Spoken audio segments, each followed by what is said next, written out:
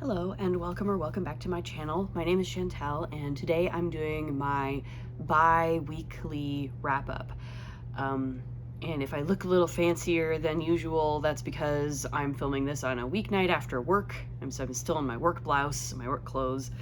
Normally I film just like on a Saturday, but this Saturday I'm probably going to be too busy to have time to film and edit a bunch of videos, so filming them a couple of days early after work. We'll see how we go and if my dog decides to be a pill or not while I'm trying to film. So anyway, this is my bi-weekly wrap-up. Apologies for no video last week. If you saw my post on YouTube, I was sick. I had my usual yearly sinus crud. Still have kind of some of the crud, but I feel a lot better and I really want to get a video out because I did read 4 books. I finished 4 books in the last 2 weeks and I want to talk about them. So that's what we're going to do. I am still working on Maria Theresa, still chugging along. I'm past the halfway point. Again, no further updates, but I did finish 4 books in the last 2 weeks. So the first book that I finished was Old Time Religion by E.H. Lupton. This is the sequel to Dionysus in Wisconsin. It's a self-published queer urban fantasy set in the 1970s in Madison, Wisconsin, on the UW campus, and I liked it. It's fun. There's not a whole lot for me to really say about this, I don't think. Our main characters, Sam and Ulysses, are still the main characters. They're sort of navigating their relationship in the wake of everything that happened in the first book. I did think some of it was a little bit contrived. Some of the relationship drama is a little bit contrived. Kind of the premise of this second book in the series is that an ex-girlfriend of Ulysses comes back into town. Her husband has been murdered and she thinks there's some kind of supernatural shenanigans going on, and so she is like getting Ulysses to help her with that. Meanwhile, Sam is very suspicious of her. It's that kind of a relationship dynamic going on. It was okay. Some of it was a little bit contrived, I thought. Some of the relationship drama between Sam and Ulysses feels a little bit contrived. It's not so much miscommunication trope as it is just lack of communication. Like, they just simply do not talk to each other. And that, I find that a little bit frustrating in these kinds of books where it's like, there would be no problem if they just talk to each other. Like, they're building up these issues in their heads, which I suppose is maybe realistic. Like, I'm sure there are people who are like that, where they just kind of let things build and build without actually talking to each other about them. But I find it personally kind of frustrating, and it kind of brought the book down a little bit for me. But it was still enjoyable. It was fun. It was like a solid 3.75 stars. I don't know. It's fine. These are self-published. I don't read a ton of self-published novels, but these are okay. So I will probably continue with the series at some point. So that was Old Time Religion by E.H. Lupton. And then, because I enjoyed my time, I always enjoy my time with T. Kingfisher. I enjoyed Sword Heart so much. I just, needed something like that that I knew I was going to enjoy in the wake of being ill. So I grabbed A Sorceress Comes to Call. This has been on my TBR shelf for a while, probably about a year actually. I think I picked it up last year, and yeah, it's T. Kingfisher, and honestly I think her fairy tales, like this one, like Nettle and Bone, are probably my favorites of hers that I've read. And yeah, I really had a good time with this. This was a lot of fun. If you're not familiar, I feel like everybody is familiar with A Sorceress Comes to Call at this point, but if you're not familiar, this is a story of a young woman whose mother is an evil sorcerer, who's literally an evil sorceress, and her mother insinuates herself into this family to try and marry this wealthy man for his money, basically. And she has very dark plans for this family, and her daughter, Cordelia, comes to care about these people and eventually sort of has to make a decision as to whether she's going to continue to go along with her abusive mother's plans, or if she's going to maybe try and go against it, and maybe help these people. It's very good.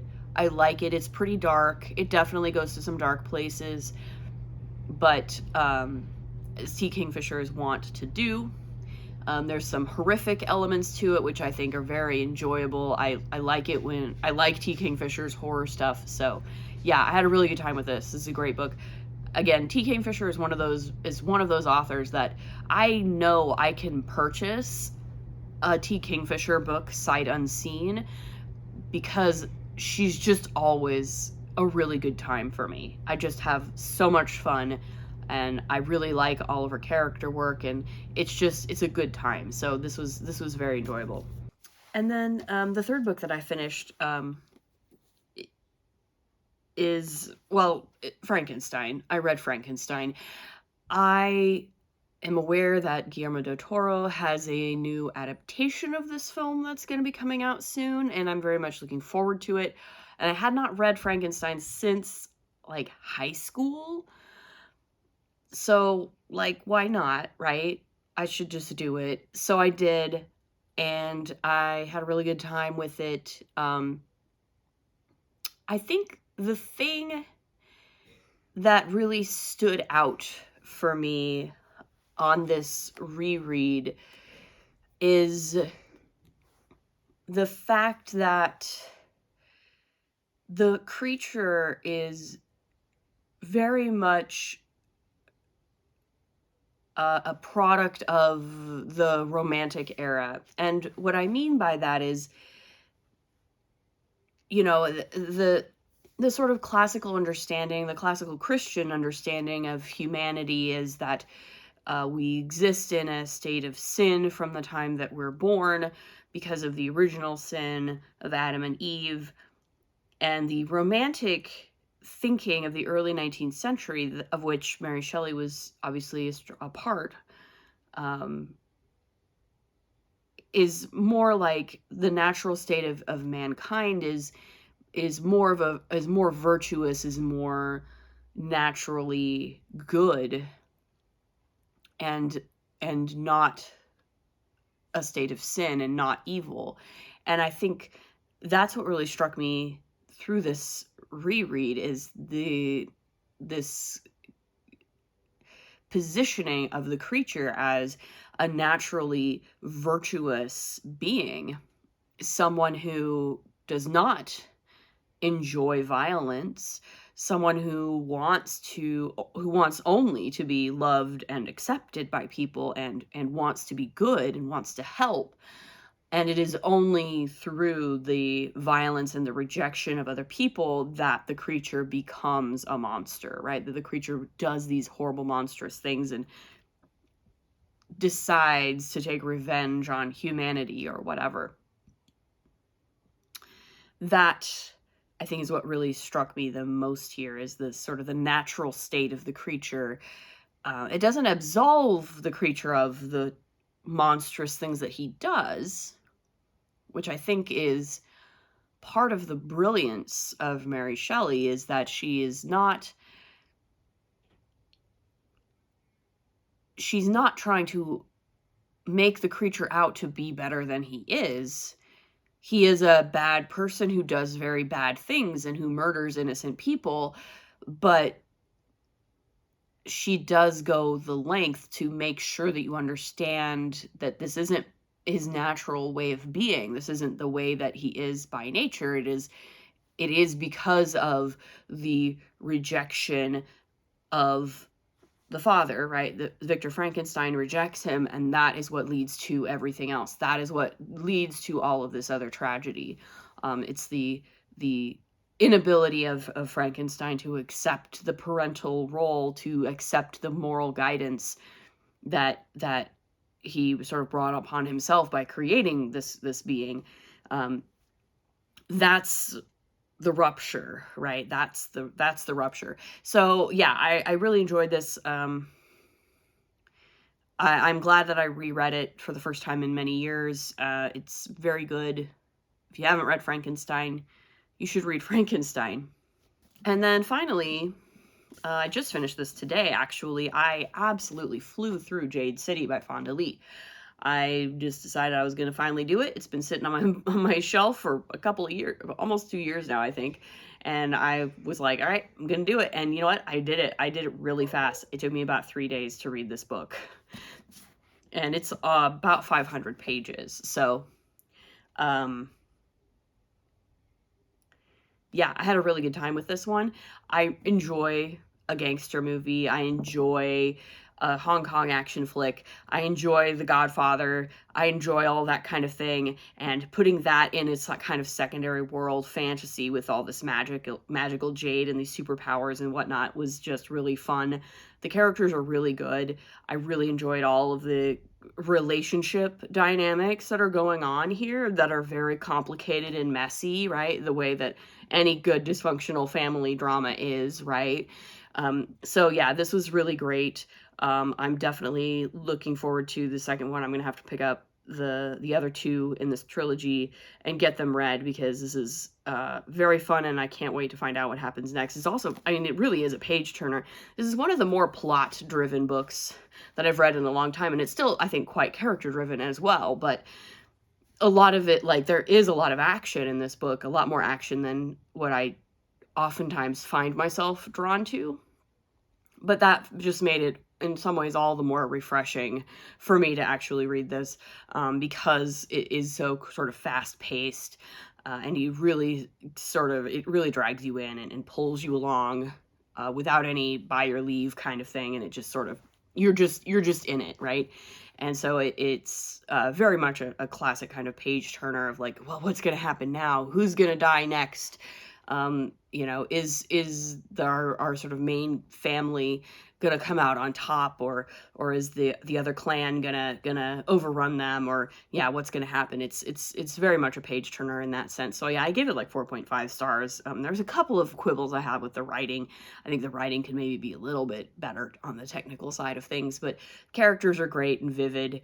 You know, they're all very bad people doing bad things, but you can still sort of sympathize with them in many ways as well. So it's a very enjoyable book. I had a great time with it. So yeah, that's the books that I've read in the past couple of weeks.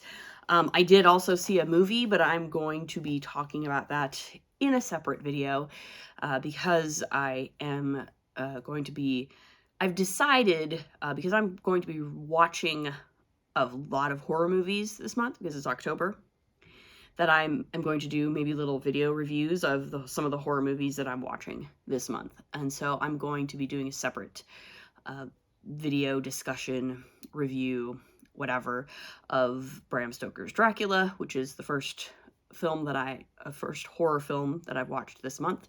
I did also watch a couple of other movies the past week. TCM had a fun double feature that was hosted by Lin-Manuel Miranda of The Bandwagon from, I believe it was 1956 or something like that. Sid Charisse and Fred Astaire, a musical, backstage musical, and another really classic of the backstage musical genre, All That Jazz, which of course was directed by Bob Fosse from 1979. These are both really good and interesting films if you're at all interested in the sort of backstage musical subgenre. All That Jazz especially is a really, really good movie. That was excellent. I had never managed to see that one before, but I'm really glad that I finally did. It was quite good. But yeah, that is what I have been reading and watching in the past couple of weeks. Let me know in the comments what you think of these books and these movies. If you've watched and or read them, what books are you reading these past couple of weeks? Have you watched any good scary movies yet this month? Let me know in the comments. Like this video if you liked it. Subscribe if you want to see more, and we'll see you in the next one. Bye.